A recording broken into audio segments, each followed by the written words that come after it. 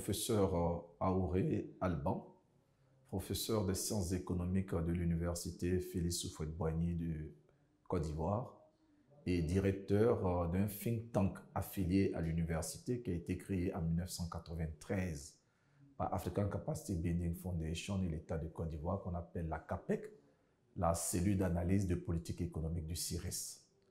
Alors, je voudrais saluer l'initiative de l'IRES de convier ici à Rabat environ 15 think tanks d'Afrique, prenant en compte l'Afrique du Sud, l'Afrique, je dirais au Sud, l'Afrique de l'Est, l'Afrique centrale, l'Afrique de l'Ouest, l'Afrique du Nord, et vraiment toutes les grandes régions de l'Afrique sont représentées pour ces 2 jours d'interaction, d'analyse sur le rôle des think tanks, les crises émergentes, les crises à venir et les solutions que nous pouvons développer.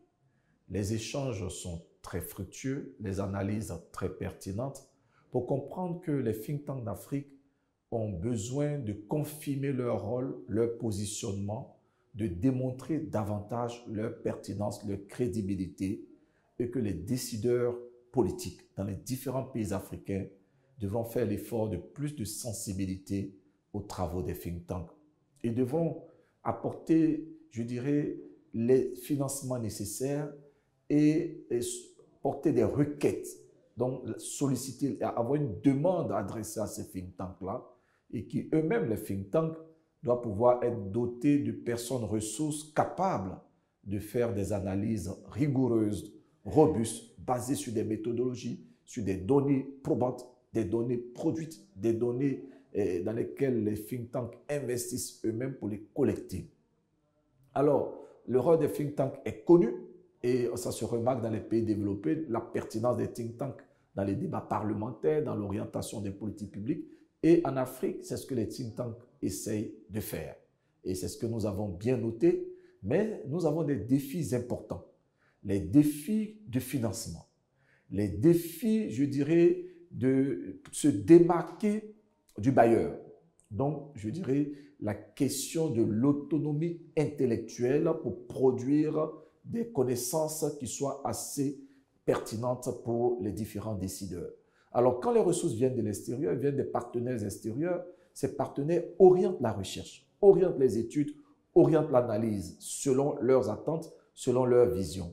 Quand c'est le gouvernement qui finance totalement, le gouvernement doit donner la latitude à ces think tanks-là d'avoir des analyses objectives qui puissent orienter la prise de décision. Et c'est extrêmement important. Alors, le défi majeur, c'est le financement. Le défi majeur, c'est aussi les expertises. Les expertises de haut niveau, capables de conduire des analyses prospectives, capables de faire des scénarios selon les futurs désirables, selon les chocs endogènes et exogènes aujourd'hui. Ces expertises-là ne courent pas la rue. Ces expertises n'existent pas partout. Et il faut pouvoir les identifier, les attirer, les maintenir à travers des systèmes d'incitation qui soient assez efficaces. Vous voyez, parce que justement, ces expertises sont aussi recherchées par les partenaires techniques et financiers comme la Banque mondiale, comme la Banque africaine de développement. Donc, nos États ont besoin des policy think tanks. Nos États en ont besoin. Et il faut créer la synergie entre les think tanks. On ne peut pas rester cloisonné, on ne peut pas rester dans un seul pays. C'est le partage d'expériences, le partage de résultats, le partage d'analyses et même des analyses collaboratives sur des problématiques régionales ou continentales.